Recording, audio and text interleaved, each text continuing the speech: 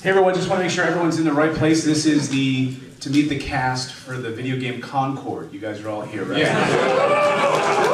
Making sure you guys are in the right place. Good to see everyone. Oh, what, they're not showing up? Oh, that's been canceled? Oh, sorry. I gotta go. Anybody else out there want to come in before we? Just want to make sure everyone gets a seat here. Hey everyone, I'm Clayton Morris. I run a really small YouTube channel, and you know, the reason I'm here is because a few years ago, the YouTube algorithm served up to me a channel, and I just sat there for a moment and I just stopped what I was doing, and I just tuned in and I said, wait a second, who is this guy? Who is this guy who's so authentic, who's so real? And I just started binge watching every video I could. And I said, you know what, if I grew up across, who is this guy? Oh, his name was Johnny Millennium, the happy console gamer. And I said, if I grew up across the street from this guy, I would have been best friends with this guy. And I would have been over at his house every day playing video games. We would have been getting into so much trouble on our skateboards. We would have been skipping school, going down the streets. All of the things that he talked about, I said, what do I find so compelling about this individual that I don't find in like so many other YouTube channels? It's that he's real. He's a real human being who's recounting his life in video games, but not just video games. It's the color that those video games provided for his life with his family, his children, you know, the people that he would interact with in his neighborhood, all of those things. And I said, I see myself in him. And so, little did I know that flash forward a few years later, he'd become one of my closest friends in life, where I talk on a regular basis and share stories about our family, hear about his beautiful daughter, about his lovely wife, share stories about struggles in life and growing up. And yes, we talk about video games. And so when Johnny said, Clayton, would you like to come to Portland and host this panel? I said, yes, absolutely I would. I'd be thrilled to be here and be a part of this and get to see so many. And I've been with him over the past few days getting to meet so many of you, and you guys are all real. And I think that's what attracts you to him and him to you. And you know the guy that's on camera is the same guy that you'll see when you're just wandering the halls. He's the exact same person. And so I'm flattered to be here today and to be a part of this, and really honored to be here and be a part of this. So without further ado, I'd like to welcome one of my closest friends in the world, and I'm honored to have been asked to host this today, Johnny Millennium, the host of the Happy Console Gamer Show.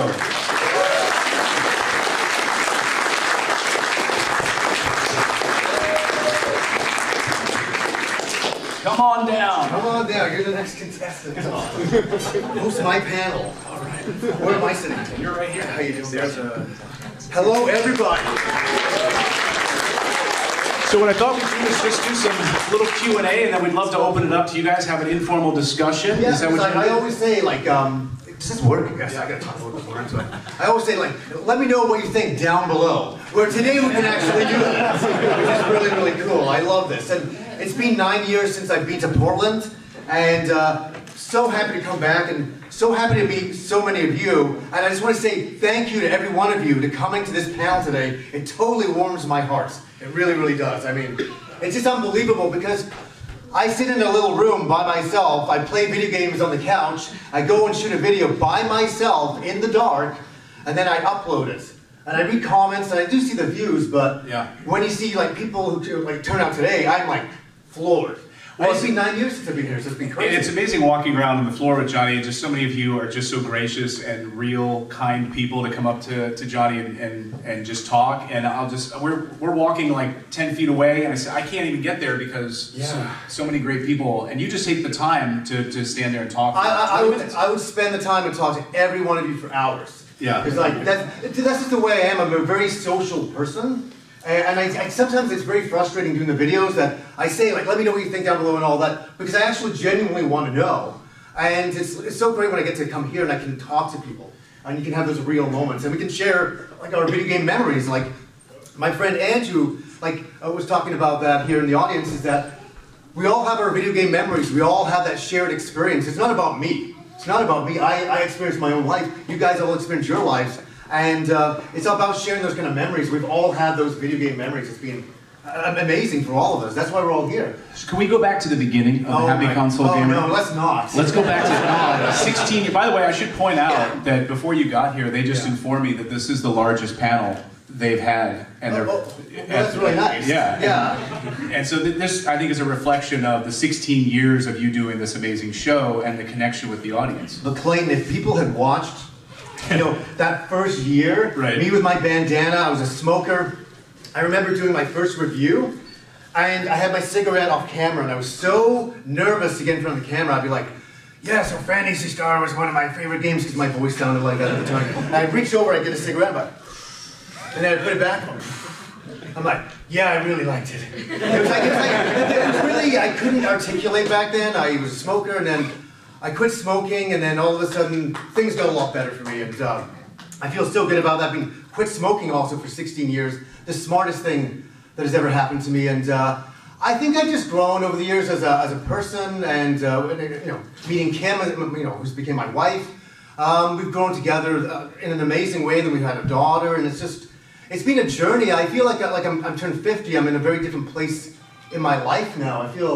I feel like, yeah, I'm in like the older zone where I'm just kind of like, it's all about my family. Well, take me back to Phantasy Star. Take me back to the gestation process, the vision for the show, right? You were working a full-time job at the time, and you were thinking, you were having these ideas about this show that you had to communicate. You didn't know if anyone was going to watch you at all, right? And that's, when you start a YouTube channel, there might be 2 people watching you, but those 2 people are just as important as 350,000 subscribers. And it is. I bumped into a guy the other day who had 1,000 subscribers, and I said, do you know how important that is? That's amazing. Right. Like 1,000 people watch your show. Right. If you think about this room right now, there's 80. There's about 80 of you in this room. And so if someone's like, oh, I only have 1,000 subscribers, like that's... Think about that. Doesn't that make you feel better?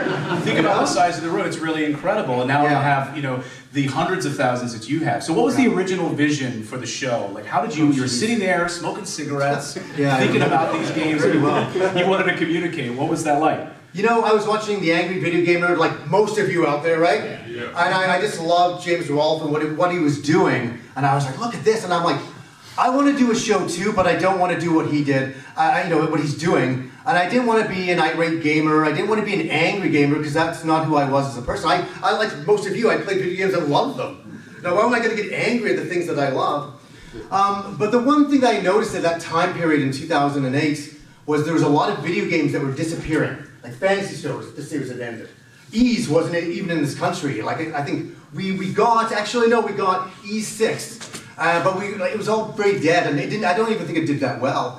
And I was just like, man, nobody's talking about like all the games that I grew up with, all the games that I love, and I thought I felt a responsibility, which was really strange, to talk about the games because I didn't want them to be forgotten. I thought, oh, it's just part of my history, and maybe I'll just keep them alive by talking about them a bit. And so I earnestly got in front of the camera, and I did not want to talk in front of the camera. I hated it. My friend Rob aspired to be an actor and all that. He loved being in front of the camera. So when I had him on the show back then, it was good. I could take the pressure off me. But I didn't want to do it. I never aspired to be an actor, well-known, or anything like that. It was not my aspirations. I just loved video games. And I just kept at it. And it took a long time. Like, my vision for the show was, I didn't know. I was building a shelf behind me that had never been done before. And I'm saying that here. You see so many shows now with shelves behind them with video games. Maybe some of you out there have that as well. It's great. But I was sitting there, I just quit smoking, and I had some Billy shelves from IKEA, and I'm setting up all my stuff, and I'm like, I don't know what I'm going to do, but I want to talk about these games and what they meant to me. And I'm putting an Earthbound behind me, and I was so embarrassed, I thought everybody's going to laugh at me. They're all going to think, look at this grown adult with his big video games behind him. This guy, what a fool. Little did you know that everyone else would copy that, right? Yeah, well, the funny thing is some people come into the videos now and people say, well, once in a while, oh, look at this guy, another guy who sits in front of his game collection. I'm like, hey, wait a second, you. I'm the OG. Wait a second. I'm the OG. Yeah, it's funny that. So that's the vision, and then, yeah. Back when we were using beta tapes to make YouTube videos. Oh, back when Laserdisc or whatever. Yeah. I mean, the channel has grown tremendously, and when you think about as a lifelong, being a lifelong gamer, how it's a difficult thing to have something in your brain that you want to communicate to an audience about gaming, something that you've very hard. It's never just about the game with you. It's always about something bigger, an emotion, I don't know if you guys have noticed this when you watch Johnny's videos, it's not just about the game, right? There's like an emotional connection, there's a memory, there's something that he brings to the table, whether it's with his mom, whether it's skipping school one day, you know. I did a lot of that. There's a lot of that. That's a theme throughout. Any younger people in here don't do that. I don't think there is any. Was that a conscious effort for you at the time to think, how can I communicate this but not just have it be about a game? You know, it's interesting because I'm not a very technical thinker. Right. Like I can't be like, you know, you need to go down this corridor, turn left, fight the dragon, make sure you level up here, do this. I can't talk like that. I talk very emotionally, and I can just talk up my emotions of playing those old games. I remember the time, and I remember it very well. It's a useless ability, but I've been able to use it for the show, where I remember so many, like if I go to my games on the wall, I know where every single game was, where I was at that time period, and when I bought it. Even up to now, and it's like, yeah, it's all about nostalgia, but it's even more about that, and I think the nostalgia for all of us, how many of you have nostalgia from your childhoods playing video games? Everybody will put up their hands. And that's what, I just wanted to capture that, and I wanted to make a show where I didn't talk down to you guys, to the audience, where I'm just a fan of video games, and you're a fan, we meet in between, and communicate together and enjoy the hobby. Can I share a little story that's you've not probably told on the show? Oh. It's hopefully it's as good as it's okay. No, it's not scary. But no, just I love when you describe sort of coming into your games room and as a collector, right? As someone who has these emotional. It's not just about a box, right? It's not just about having the disc. It's not about having the manual or the strategy guide. It's a connection that you have. So you'll just go in your games room. Can you talk to people like that? Oh, geez, so embarrassing. I know. I know. I'm bringing some embarrassment. I don't know what it's like for all of you. This is like subjective, but when I walk into my games room, I get energy. I never walk into the games room and go, I'm bored of video games, all these boxes and things. I walk in and I just see moments in my life, my childhood. I see memories, and it just takes me back. I'm like, I'll pull out Neo Geo games, and I'm like, yeah. So once in a while I hug them. No, I'm just joking. But I will look at it and I just go, oh my God. I was 16 years old, I was a skateboarder, I was rebellious, and I went to the arcade, and I just remember those wonderful times. Yeah. And they were really wonderful times, and they really implanted in my mind. So when I feel that energy, every time I walk in the games room, I feel it. And even when I go pick up a new game and add it to the collection, I don't even call it is a collection, but I don't refer to it in my mind. Right. It's energy. It's energy. It's like when people surround themselves with books, these items give off, there's a living energy about those books that you've connected to and these games. Absolutely. So you've been here at the Portland Retro Gaming Expo for a few days wandering the floor.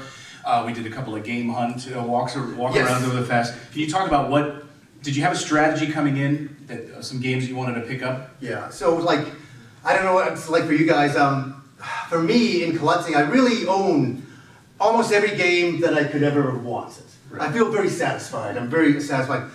But it's funny, you always walk into this place and you always see this one game of, right. I don't have Street Fighter Alpha with that alternative cover of the PS1. That's pretty cool. And I'm like, I really like the Alpha series.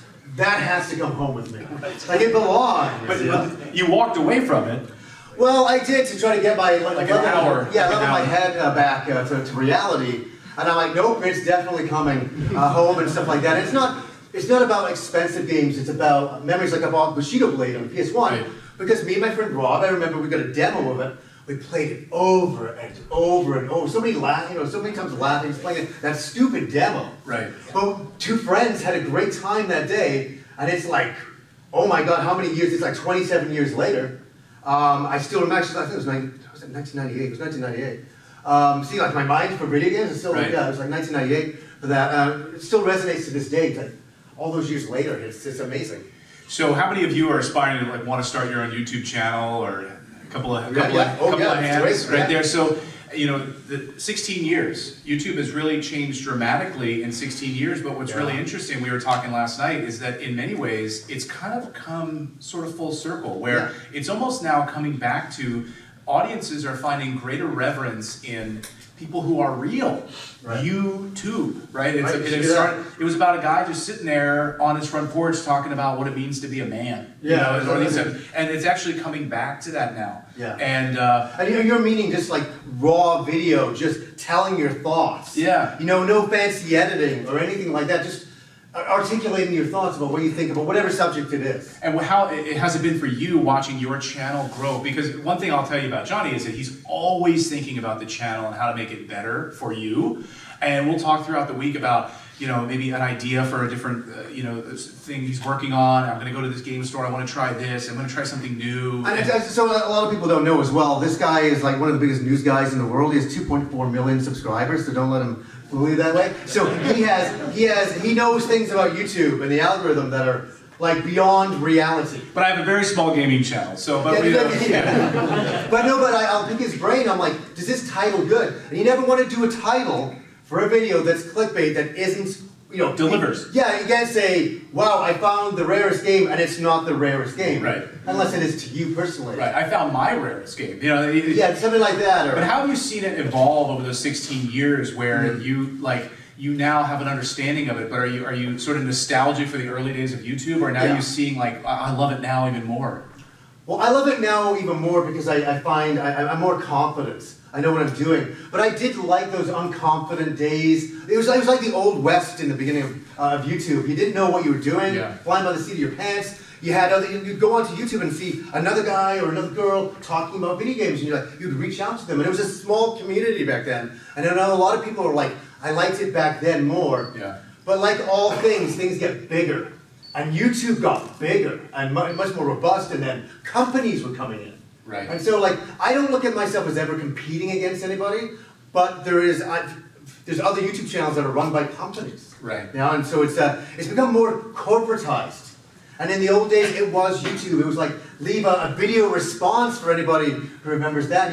So you'd have a video talking about a game, and then I'd do a video response talking about, hey, I like what you're showing that. Here's a thing that I have that matches yours or something. And it created a sense of community. And then YouTube also, got more corporate as well, not just the people behind it. I was going to say, can I ask you about something you're planning for the channel? But I don't want to let the cat out of the bag on anything. No, that's fine. I think we're going to start streaming.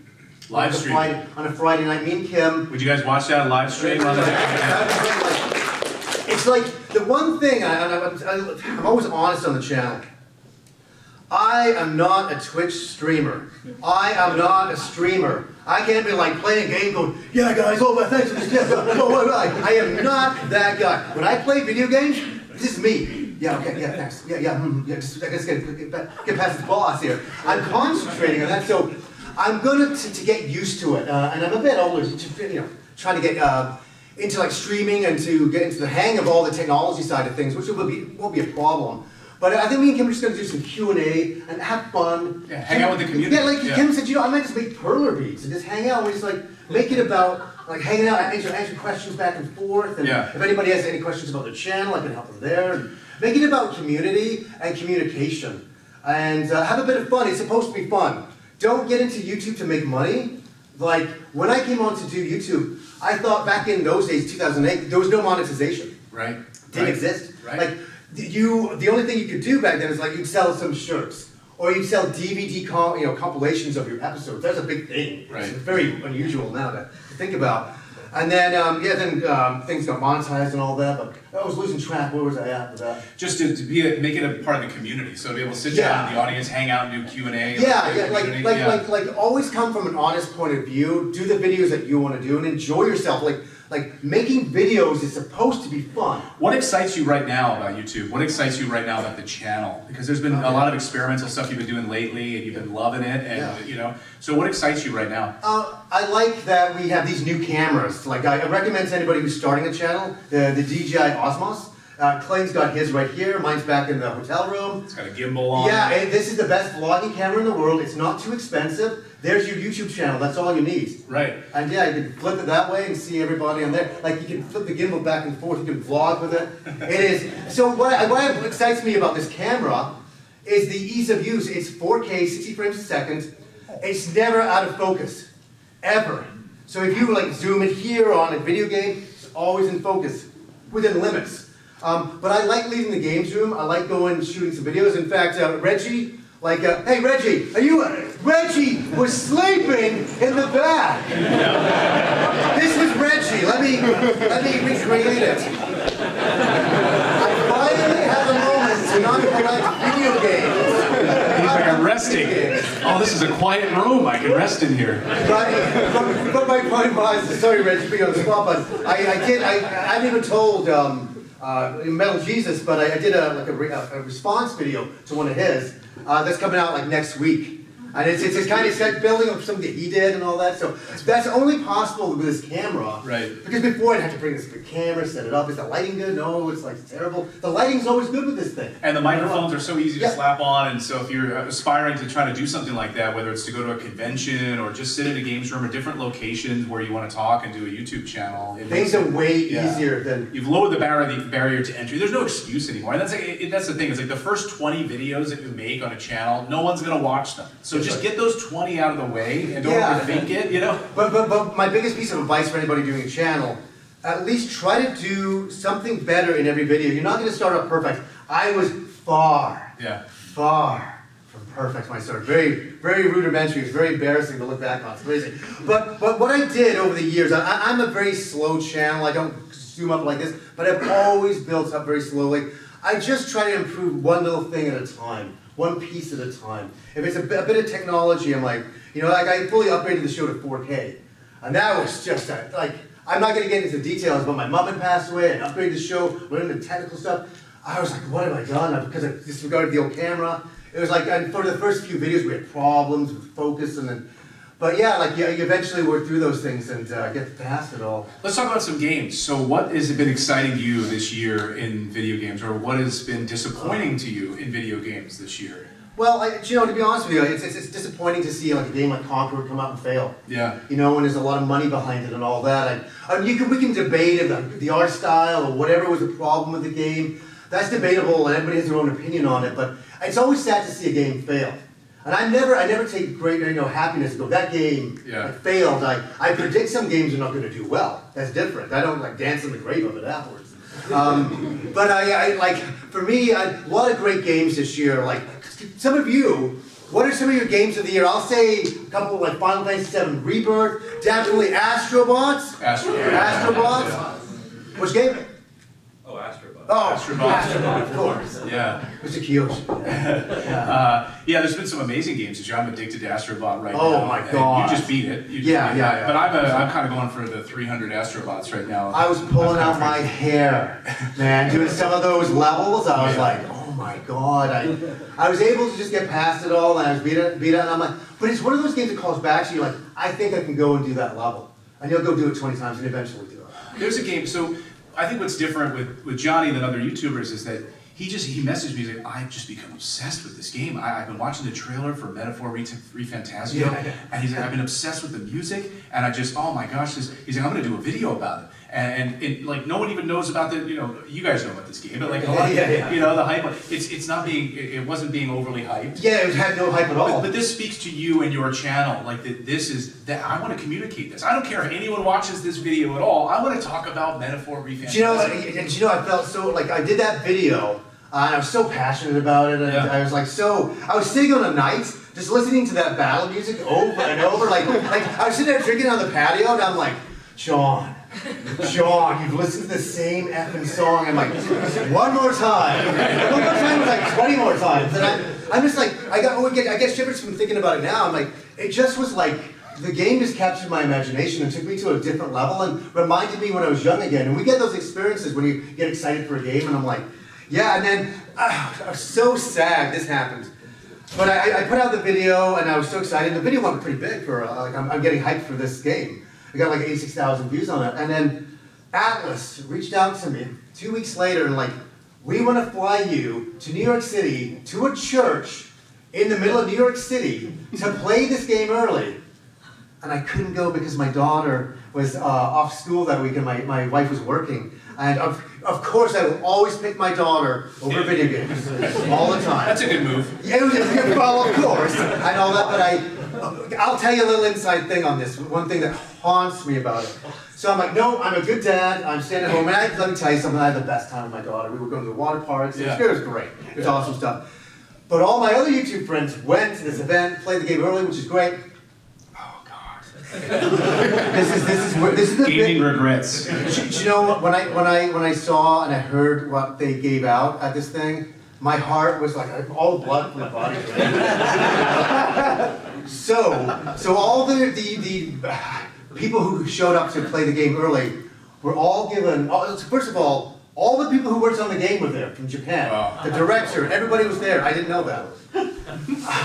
But here's the kicker: they gave everybody a gold notebook. It was signed by the director and the character designer of Persona. For the entire series, I'm like, no.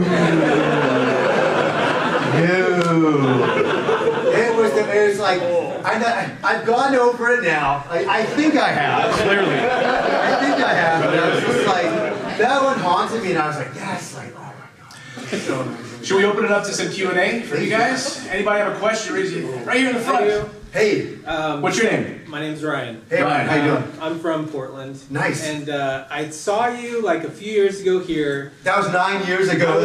I was so scared to say anything. I'm a bit on the spectrum, so I didn't want to say hi. A lot of us are on the spectrum. We all, like, for sure, so don't worry about that. Yeah, so I'm super nervous. But it's all good, it's all good. So I got four boys. Yes, and wow. I've been watching you since the bandana years. Oh, those troubled times. But I know, as you become a parent, yeah. your gaming changes, whether it's the games you're playing or the amount you get to play. Mm-hmm. And I was wondering if, since you've had your daughter, if that's changed, like your activity or like, because you have a YouTube channel, you have to be super active to put out content typically. Right. Well, my daughter's in a really great daycare during the day, so I do have some time to do the show and do all the editing and do a lot of work on it.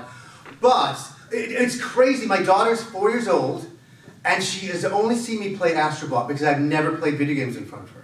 Because I have, when she comes home, it's just me and her, we're watching TV together, we're playing in her room, doing something like that. But Astrobot changed that. And a friend of mine in Vancouver had bought her a Princess Peach controller. Very, very stereotypical, but he bought her a Princess Peach controller, it was pretty cool. And he said, oh, give this to your daughter. And I was like, I don't want her playing video games yet. I want her to like discover her own life. I don't want to push anything on her. Not that there's anything wrong with any parent that wants their kids to play games. I know Clayton pushing. He's pushing his kids. I'd much rather have them instead of blindly sitting there watching, Netflix with their mouth open like a salmon. I'd rather have them engaging with a game and like solving puzzles. Yeah, no, video games are great for the mind. You did an episode about that a little bit ago. But Astrobot changed that. She's like, I was like, it's so, that's such a great family-friendly game. I even said it in the review I did. And she came, sat beside me, and she had the controller in her hand, and it's for the Nintendo Switch. So she, but she's pressing the buttons, and I had it was such a beautiful time.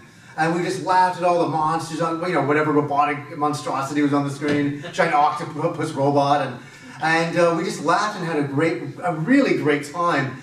And she just kept saying, but Daddy, she's like, it's not a video game, it's a movie. I said, listen to me. She said it like 1,000 times. I'm like, honestly, I know this is a video game. No, it's a movie. I'm like, okay, it's a movie. She's correcting you. Yeah.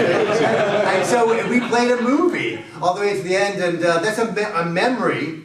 I was talking earlier about memories of when I was like 14 playing Phantasy Star in my friend's place down the road. This is now me 50 years old playing with my daughter, and something that I'll never kind of forget. So you must have so many adventures playing with your kids. Oh yeah. I remember when Last of Us came out. Oh my God, he's got the hardcore games. So that's when he was just a baby, and I'm playing and I'm loving it, right? And then they start cursing and everything, and I'm like, oh, I can't play this anymore. I know. So then you moved on to Resident Evil 4. Everything was solved that time. Thanks for the questions. Any other questions out there? Yeah, here. Sir, here. Yeah, well, first of all, thanks for, we talked yesterday. We certainly did. And thanks for opening up about the smoking. I haven't had a drink in 15 years. Good for you, man. So my question is about reply videos. Is that a thing again? reply videos. Yeah, like How do you mean? This guy would know. Reaction videos are always. You can always just do a reaction video in general, Yeah. but are you talking about something in that you can do? Well, no, like people, like you were talking about the old days of YouTube and saying like, Yeah. people used to make a video replying to another person's videos. And like that was a thing around. That like, was you know, that built 2010, community. like- That built the YouTube community back then. In the Exactly. community, yeah. Like, I mean, if, for instance, if like Reggie was going to do a response video to, Reggie's too busy sleeping back then. you know, he's going to like, let's say Reggie releases a video like I'm responding to Happy Console Gamers' take on Metaphor Refantasia. Yeah, they're like, F you, Happy Mouse Game. Or you're like, you're about to, you know, I don't agree with Reggie's take on, you know, Falling asleep at a convention. Star with Ocean. friends. You know, like going back and forth. Yeah. So yeah, but I don't know. I think reaction videos do well in the community. Yeah. Yeah, no, reaction videos are great for everything. Yeah. Like, if you have an honest reaction. Yeah. I just can't stand people who fake the reactions like, oh my god! Yeah. Like that's Gotta be like, authentic. either do it or don't. You know, like. Or and just and avoid. I think just avoid clout chasing. That's the biggest thing. Just What would you say for like what's that for you? Well, it's just like when you know somebody has a big YouTube channel and you're just starting out. Don't try to like make a tag. You're trying to hang on to the tail of somebody else by Do your own thing. do your own thing. Yeah, there's you so know. much you can do. Yeah. I think if I didn't have the channel I have, and started today, day one, like a lot of you were talking about, out there, you were thinking about starting channels, I could build up another channel. Yeah. And something different. I could do a cooking channel. And I would love it. Yeah. You know, like Yeah, you know gaming the cooking or You something. know the formula. You Yeah. have to do. Just be yourself and be But authentic. being something, yeah. again, I'm going to say it again, have fun. Yeah. Having fun has got me through 16 years. Like, it's not about money for me. It's not Yeah. like, oh, I'm going to make a video for money. I would have ended that a long time ago. Right. It's not about that. It's about passion. Right. And fulfillment. And you know, yeah. feeling good. Yeah, you had a question here, yeah, in front. I did, yeah. Yes. So first, I'm also from Vancouver. Nice. You did the 6-hour drive as well. I did do the 6-hour Yes. drive, or rather, my sister did the 6-hour. Perfect. Yeah, that's great. So first, you've mentioned on your channel that you went to film school. Yes. Did you ever actually work in film at any point? Yeah. So it's kind of I have a You very hear it I have one more question. Absolutely. I don't wanna, lay out there. yeah. No problem. Yeah. Have you ever been to Movie Land Arcade in Vancouver before it closed? Do you have any Oh, memories? yeah. I got a story. Oh. I got a story. That place is it. Wait, so if the people in the back might not have heard of that, Meadowland Arcade, is that? Movie Land. Movie Land, okay, okay. I actually, we did an episode on that, like, back in 2009, I think. But don't worry, you wouldn't have seen it back then. It's a long time ago. First of all, yeah, I went to film school and I studied animation and like storyboarding and all that kind of stuff. And then I graduated and I went on to, you would know that like the channel, nobody might, know YTV, you remember.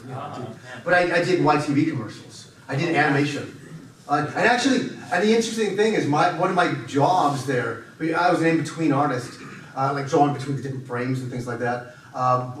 But the one thing that I'm such a stickler for, even in anime, I love cell drawings. I love when a character's face has 3 shades on it.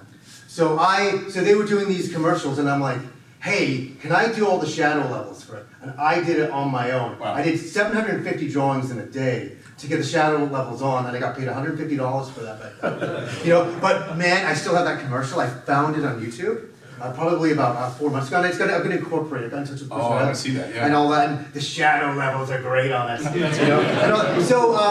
What was the commercial? It was like pikes and trikes stealing bikes. And then these little pike running around. It was wild, crazy kind of things back then. Okay, Movie Land Arcade. This is a disturbing story. How are we doing for time? Yeah, I had the NES one going, you better not be too over time. You're telling me this last night. I'm up next. He's like, I'm up after you. I'm like, okay, I'm not like wanting to take all the time in the world. I just want to get everybody's questions. No, we'll get out of here like 15 minutes. Oh, shit, so I'll shut it. So Movie Land Arcade, I'll just go right to the chase. My friend Rob used to go there all the time.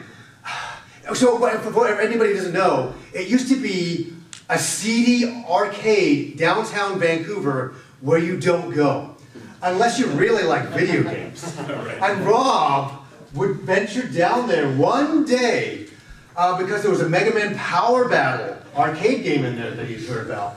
And it was a CD arcade, and they've changed it all now, but very disturbing stuff. I've walked past it, I was like, oh, yeah, I've never gone in. I swear, I've never gone in. There was peep shows in the back. Like, it's really, so they have arcade games in the front, you think it's an arcade, but then they had all this weird stuff in the back. So Rob must have been 16, 17 years old, goes in there, and he's like playing this, and this old man, this gross old man, I remember, this is before I had a show, he told me this story in the basement, I was smoking, what the fuck? And this old man's like, oh, you like video games, do you? And really like creeping in. And I was like, yeah. And Rob didn't know what to do, and he said, oh, Ted, what is this video game about? He's like, oh, it's Mega Man. He's telling you, half an hour later. And he's like, oh, you seem like you're really into it. I said, would you like another quarter for the game? And Rob's like, yeah, okay. And then he's like, hey, I'd like to treat you to one of the peep shows in the back. Yeah, and Rob's like, Rob, actually, his dad is RCMP for Vancouver, and he's like, Royal Canadian Mounted Police. Yeah, there we go. He's like, my dad's a police officer, he's RCMP, he's waiting for me right now, I gotta go. And he just goes, so that is the story about Movie Land Arcade. Thank you for that. Thank you, sir. So, as someone who met you 9 years ago when you were here with Alpha Megas and Yes. yeah, that was a fun experience. Yes. I've gone on to make my own YouTube channel. I'm now moving away from that channel due to the fact that it was a Halo channel. Right. Halo's gone its way. It's doing its thing, yeah. And I'm basically going to be working on a new passion project. With that, you would say more focus on the community. What is your biggest regret that you didn't take advantage of back when you started your channel? For dealing with the community? Talking to community, being part of community, Oh. or anything like that. I'll be honest with you, I don't have any regrets because, back then, I've often said having a YouTube channel with 5,000 subscribers is the best place to be at because you can answer everybody. And you can answer, now I put up how I was going to get the PlayStation 5 Pro, I get 1,000 comments in a couple of hours. And it's it's very daunting to go through that. It's oh my God. And everybody's mad or happy, and you can't please everybody. But I think the biggest thing that you can possibly do is reach out to like-minded people, and don't take criticism wrongly. If somebody said, back then I always used to get, you look like you have cancer, you're gonna die. I get that all the time. And this would be me. Bandana era. Yeah, during the bandana era, and I'd leave, from reading comments, I'm like, ugh. You can't let the comments get No, but you know what? I realized something very important from that. They were right. I looked terrible. And there was something wrong. I'm not saying, their comments about the way I looked. I was wearing bandanas. I was smoking too much. I was very unhealthy. And so, yes, I got healthy after that, but are we getting the nod? 5 minute warning. 5 minutes, Holy okay. shit. Wait, how about this? Listen to me. For anybody out there, we'll do questions outside, and I'll hang out with you and talk to you for as long as it takes. But we have a photographer here, Mr. Jeffrey. Can we do like one we did with Alpha 9 years ago? Yeah, totally. Where, guys, you guys can all get up and all that. First of all, and then before we all get up, because they'll probably be it, I just want to say a big thank you for all of you coming to the panel. I really, really, really appreciate it. It went by so fast. And I want to give a big hand. Clayton Morris, what an amazing host. Thank you, Clayton. That was a 3-day show. Clayton Morris. Thank you for watching. Please like and subscribe, and here are a few more videos for you to check out.